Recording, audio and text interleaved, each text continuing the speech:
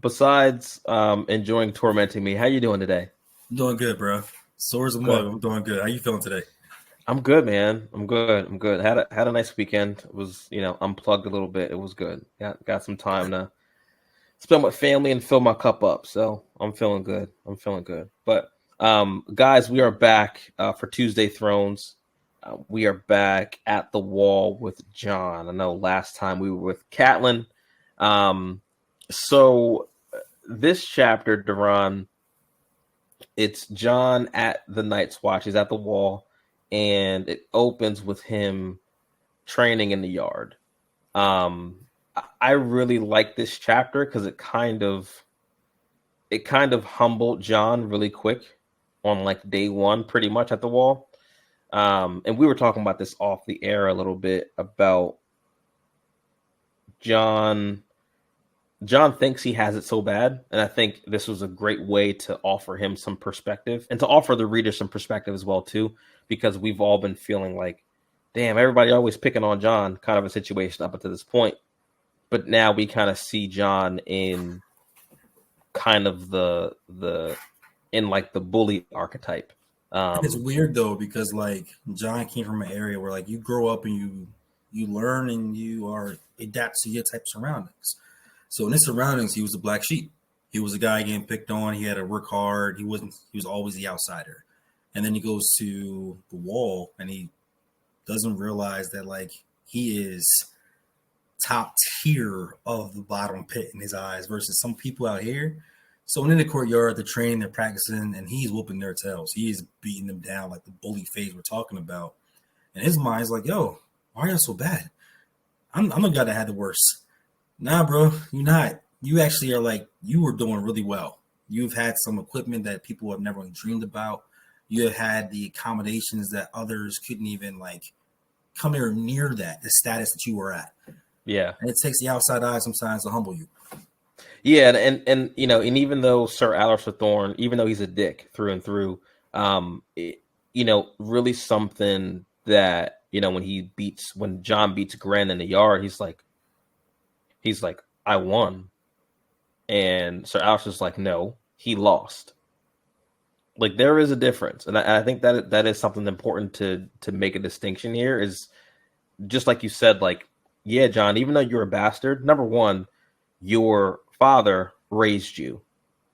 Your Lord Father, your High Lord of a father. This isn't just like some other house in the North. He is the Warden of the North. He is the Lord of Winterfell, one of the oldest houses in all of Westeros, right? So like the fact that you even live under his care, where your belly's always full, you get trained in arms, you're taught how to ride, how to all these things. You're taught how to read. I mean, a lot of these people, and that's something that John had to realize in this chapter, is realizing that like some of these guys got sent to the wall because they had sex with a girl consensually, Mm-hmm. but they weren't supposed to. So it was either go to the wall or get castrated. Yes, like that was an option. Like John chose to go to the wall. That's Right. the difference. Like the reality of this whole entire, it's the whole prestige of knowing where you are and where you come from. And that's the whole thing about like imagery. Like the images John portrays that he is the worst of the worst. But bro, you were not. And I always find it interesting that when he said that you lost, they know he lost. As in like reminding you that things that you have accomplished in your life that you think you're really, really good at, you're not. You're really Right. not. And and also just like it teaches, again, it just teaches John a little bit of humility and throughout this whole chapter Yes. of just realizing, hey, just because you were raised in privilege, because he was, does not make you any better than any of these people here. And I think that is one of the things that I do admire about the Night's Watch in this world, is because so much of this world is built on who's your family, who your father was, right? What bloodline you come from. At the wall, and this is something that Benjen told him, and John thinks about this, you're not better than anyone. Nope. Everyone comes here with a clean fucking slate. Doesn't matter where you came from, what you did. You're all starting at zero, right? And we kind of see John kind of go through that progression of thought throughout the chapter, and realizing kind of too, that the Night's Watch is not the same honorable institution that maybe it once was. And he remembers kind of like, thinking to himself, everyone knew that this place was shit except for Tyrion. Tyrion was the only one who kind of gave him the real on it. And he's understandably a little pissed about it, right? I mean, I get it. But at the same time too, I mean, and we'll find, throughout the story that as the bastard son of a high northern lord, I mean, you can make a really big impact in a place like this. And we'll see, how the story progresses, how he definitely does. But what were your thoughts just as far as, his interactions with Tyrion, like in this chapter? I think it just brings you back that Tyrion is just like he's a straight shooter. He tells exactly how he feels. The stories that Jon may have heard about the Wall, about his Uncle Benjamin, and these are great adventures that he thought the Wall was going to be.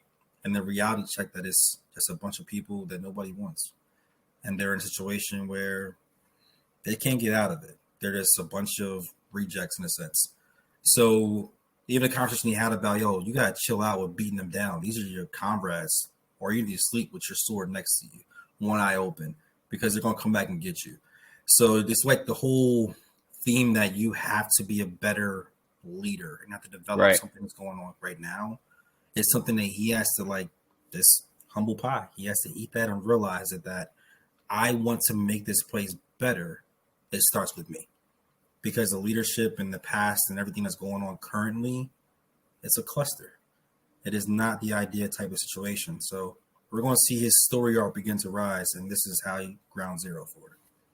Yeah, no, you make a really good point about this being kind of ground zero for Jon's story, about like him thinking, coming from within the walls of Winterfell. And again, it's all about perspective, right? It's all relative, right? Because within the walls of Winterfell, yeah, he is the guy who's like at the bottom of the barrel. But here, like you said, he's been trained. He knows how to read. He's had privileges that all these other people couldn't even dream of, right? So, and Donal Noye, I think you're referring to, the Wall's blacksmith. He is the guy who kind of checks him after Gren and some of the other boys, kind of try to jump Jon, after getting beat down in the yard. And Donal Noye's like, they don't hate you because you're better than them. They hate you because you think you're better than them.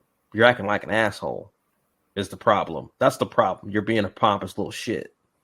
Facts. And it's a big difference. It's a big difference of being better than or acting like you're better than somebody else. Right. And that's the beauty of being here at the Wall, where you're outside of any kind of politics, is you can talk to Ned Stark's bastard son this way. Mm-hmm. You can check him. You know what I mean? Where I feel like maybe another blacksmith or some other servant in Winterfell probably wouldn't check Jon on his privilege in this way. Right. So yeah, no, I mean, to your point, this does kind of establish ground zero for Jon's character arc, and like you said, teaching him how to be a leader. It's not good enough for you to just be a good sword. It's not good enough for you to just be good at sword play, right? And you see that later on in the chapter where he's talking to Gren, and he's like, "Hey, look, I shouldn't have done you like that. That's my bad. Like, but tomorrow I can show you a move that can help you defend that." And you'll see throughout the story, like, he does start to befriend these people, and they do really become his brothers in a way that he thought was just not even remotely possible in this chapter. Yeah, being the grunt and being like down there with your actual people, the soldiers, compared to being the officer up top looking down, it's a different energy. It's a different vibe. And when you actually build the trust of your fellow members and actually build a team, everyone's going to have your back, no matter what. They're going to have your back. Right. Compared to you up there barking orders like you're on a high horse, that's easily betrayable. Like, you're going to be like, you know what? I'm cool. I don't want nothing to do with you. I'm going to go over here. But when you start treating people like men with respect and actually show character of being the next leader, which he's going to tell him to, that's awesome. I always find it interesting, too, that when you go out to the Wall and then he says this is really the end of the actual world. Like, and you see nothing else there. It's just literally just a void. It's just nothing with ice in space. Yeah. Like, he's at the bottom pit of mentally breaking down to the point where, like, this is not what I thought. I'm by myself. On top of that, I'm in a place where there's nothing else here. This is the end of the world. Yeah. So that was really cool. Really cool to see that. Yeah, it's amazing how George is able to, and again, we watched the show before we started watching the book, so maybe it's maybe I'm giving him too much credit. I can't believe I'm saying that, but like when Yeah, you're reading the book, like you really feel just how immense the wall is. Like every time John looks up at it, he feels like it's bearing down on him, right? yeah, And that's also kind of like a metaphor of what will become his ultimate responsibility of quite literally, like, with the threat of the White Walkers and him with his evolved role within the Night's Watch. mm-hmm. Yeah, a lot of shit is actually on his shoulders. Like, yeah, he is kind of holding the wall up figuratively, like on Yo, his like shoulders. facts. He really So is. so it's really great to kind of see a little bit of that foreshadowing of like him going to play a much bigger role up here in the politics of the wall, not just being, the bastard son of Ned Stark up here just beating people up in the yard.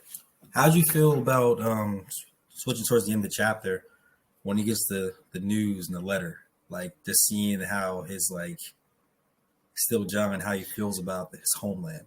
Yeah, I loved that just because it just showed you a little bit more of the wholesomeness of John. Even when Mormont was like, after John was like super excited after he read that Bran was going to live, Mormont was just like, well, I'm sorry, man. Like, keep reading. Like, he's a cripple. But John doesn't care. He doesn't care that No. Bran's never going to walk. And he's just like, my brother's going to live. Yes, He's alive. Like, who cares if he can't walk? He's going to live. this Um, man was down the dump about everything. Then he starts to pick up the pieces. One first connects with his troops. Say, yo, I'm gonna teach you guys. Then go against Superior, or they're like, yo, you can teach them all day. It's not gonna get any better. All right, I'm gonna show you that I'm gonna make them better. We're right, all gonna be better, not because of you, because of us. Then at the end, get a letter that, yo, my brother is alive. He's doing well. Not doing well as far as like he's crippled, but he's right. alive. But he's And going he to just live. enjoys that Yeah, moment. Like it just this swing of like how it is went from going from down the dumps to like I actually have like motivation to keep going forward. yeah, yeah. And that's again, I'm glad how they ended the chapter here because he does start off really pissed off and really, really low on himself. And then you see him becoming way more optimistic about the wall, which is no easy feat to be up there and be optimistic about anything. It's a rough place. It's a rough, Yeah. tough place, right? And to your point about him kind of like making the joke, I thought it was I thought it was hilarious, honestly, because you could tell when John made that joke of like, Sir Alistair saying, "Oh, you want to take my spot?" I, Yeah. you know, I you got a better chance seeing a wolf juggle. He was like, "Oh, I'd love to see Ghost juggle." And Gren kind of like does one of those, like, "Oh shit, did he really just say that to Sir Alistair?" And then like Yes. everyone got silent, and of course Tyrion is the first to laugh, right? And when Tyrion starts laughing, a couple other people start laughing, and now everyone's laughing. And Sir Alistair, of course, he's embarrassed and like, Yeah. you know what I mean. So of course he's just like, "Well, you just made this so much worse for yourself. I already didn't like you, you little shit. Now I'm gonna make your life miserable as hell for as long as I can up here." And don't you think it's cool that Tyrion's always around when the characters change drastically? Even from Hmm. the actual television show to now in the beginning of the books. When something key happens, if Tyrion's around. If a chapter shows when he's somewhere there, that means something is going to happen. Is going to change the dynamic of the future of this program, and I love it. Well, that's a good point that you make because I feel like it goes back to what you said about Tyrion because Tyrion's he's a straight shooter, right? Yes. Like this whole realm was built on, tiptoeing around, kind of like in the political sense. Tyrion is not that guy. I mean, Tyrion will play the political game, Mm-hmm. but when something needs to be said or something needs to be done, Tyrion does it, and he doesn't hesitate to say or do the thing that he thinks needs to be said or done, Absolutely. right? So like, and I do think to your point that does causes things to happen because you can't ignore that. Drastically, and like, and then even him laughing when you have someone who's been in his like.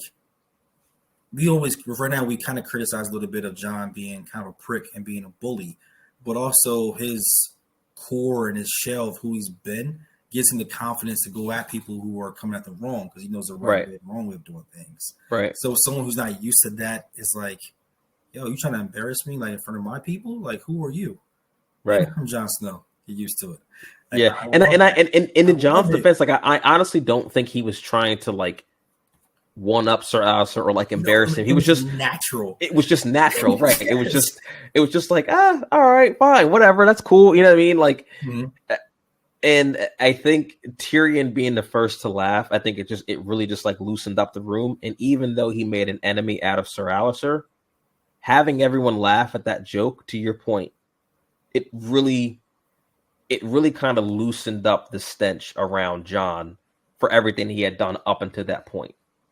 Yes. Coupled with the fact that he's like going to Grand and was just like, hey man, I'm sorry I did that. I can teach you some moves tomorrow next time. You know what I mean? Whatever. So again, like you said, this is ground zero for Jon's story arc. This is like the beginning of him, you know, becoming a man of the Night's Watch and like people really putting their trust in him. So lots of more stuff to get through. This is just the beginning, but I mean, good chapter. I mean, I always enjoy Jon chapters. Yeah. So, what we got next, bro? Who is next? That's a good question. Is it Edward? I don't even know. I think it's Ned. Yes, Ned is next. Yeah. Yes, Ned is next. That is next. Yeah. So more King's Landing fuckery to come. But anyways, guys, thank you guys for. Involved, bro. It's somebody. Whenever Ned's involved. Somebody getting talked to, like someone's paws are gonna put on somebody in some kind of form or fashion. Oh, it's gonna be more. It's gonna be more and more fuckery the more we delve into this whole King's Landings game here. But thank you guys for hanging out with us again. Don't forget we do this every Tuesday, going through Game of Thrones chapter by chapter. Don't forget to like, subscribe, comment below. Let us know your thoughts on the chapter, and we'll catch you guys next week. Peace and love.